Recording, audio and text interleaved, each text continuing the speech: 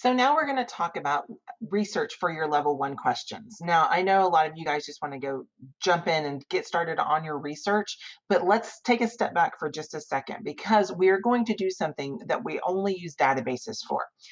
For these first four questions, there will be no use of Google. And one of my reasonings behind that is because Google is so complicated.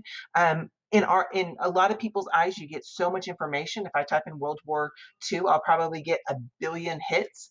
But the problem is not all of those references and all of those resources are actually good information. It's not facts. It's not stuff I can use for research. It's not for formal research. So what we're going to do is we're going to hold off on Google until we take a step towards level 2 and level 3 questions, and we have an opportunity to show you how to Google correctly and to utilize that information.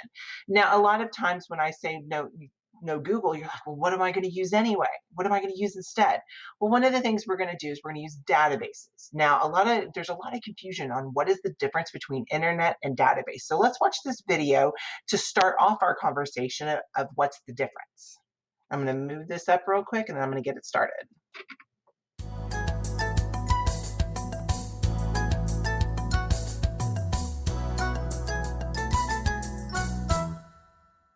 Although databases share a lot of the positive attributes of a search engine, ease of search, flexibility, availability, they have some elements which make them far, far superior in a research context.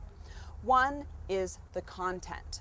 With the web, you don't know what you're going to get. The web is a vast universe of information. Some of it is good, some of it is bad. Some of it is fact, a lot of it is opinion. I always think of the web as a big grab bag. And if you are a researcher, it's like you're putting your hand into this bag and you don't know what you are going to pull out. Are you going to pull out fact or are you going to pull out opinion? Are you going to pull out information produced by a scientist or information produced by your next door neighbor? You have no idea. And so even though the search is quick, on the search side, by the time you evaluate the information you found in terms of authority and bias and currency, you are 30, 40 minutes, an hour into the process.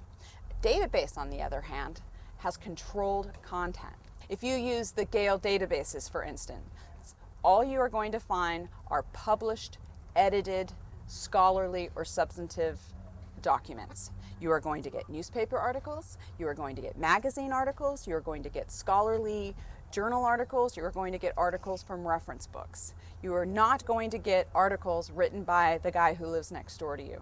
And that is just such a relief and such a time saver for a student doing research at MJC.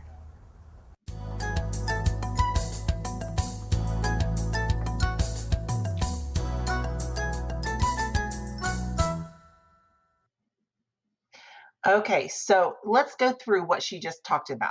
So we have Google and databases. Now, guys, when I say Google, I'm talking about any web search, anything from Internet Explorer to Google to Safari to Bing, AOL, Yahoo, anything that is a search engine that you use for online research, that's what I'm talking about. Now, the connection between Google and databases is the fact that they're both web-based. I need internet for both of them. I need to be able to get connected to the World Wide Web, okay? So that's how they're connected. But let's talk about the differences. First off, Google is not reliable. It's not, you can have some awesome information from there, but you also have to go through it with a fine-tooth comb to try to find the good stuff.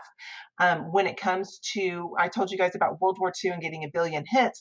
Well, just because the first 5 are on there doesn't mean the first 5 are good. Did you know you could pay to have your website moved up in certain searches? And that's what a lot of companies do. Whereas databases, every single thing that is there is reliable. It comes from newspapers, it comes from magazines, it comes from books. These things have to go through a publication process. This right here. It actually has to go from the person who writes it to a person who's going to check it for the facts, check it for the writing, make sure everything they put in there is true. Whereas over here in Google, there is no publication process. You type it up, you hit publish, and it is sent out into the world. We've seen that when it comes to our Google site that we're creating, that's how easy it is to publish something for a website. Google, if I type in Tesla on Google, the first thing it's going to do is try to sell me a car. But if I type in Tesla over here in databases, it's probably going to tell me more about the company. Now, it might also share information with me about the cars, but it's not necessarily telling me where to find the cars to buy. So there's no ads. One great thing about Google is the fact that it doesn't cost anything other than you paying for your internet through AT&T or Suddenlink or whoever you get it from. You have to pay for that, but actually using Google costs no money. Whereas databases does cost money. You have to be a member. But what's great is that in education, we believe in it so much, and we know how good the information is and how important it is that your school district and your state have paid for it for you. So you have a membership to all these awesome databases. And your colleges want you to use them so much that when you actually go to college, part of your tuition goes towards paying for those databases. So that's why we have them. They're so important. Now, one of the great things about databases is the fact that your citations are done for you. We've talked about what a citation is. In some cases, you have to make them. In some cases, it comes pre-prepared for you, and that's how databases are. You actually just have to copy and paste it over. Where Google, you actually have to go through and find the information, the title, the author, the date it was published. You have to go through and pull all that together. Now, although we have the cloud, where we feel like there's an endless amount of information that can be stored, the reality is it is not an endless supply of space. You actually, in order to create room for more information, you have to delete some of the older information. So that it keeps it where you can only find so old of information, or you have to start paying for it if you go to like a newspaper website. Whereas in databases, all that information is continually stored, so you don't have to worry about that. If I wanted to go find the article of what happened at Pearl Harbor from the day after Pearl Harbor, from when they were actually reporting it, I might be able to find that information on a database, which is what's so cool is I can find like primary source information, even if it's from a long time ago, and I know it's good information. Now, with either Google or databases, I do encourage you and require you to actually show me two sources. Now, let me explain what this means. So this is your research organizer that you guys have already filled your questions in on. What this is that I would like you to find the answer to your question from two places. So what this might look like is if my question is, when did World War II start and end?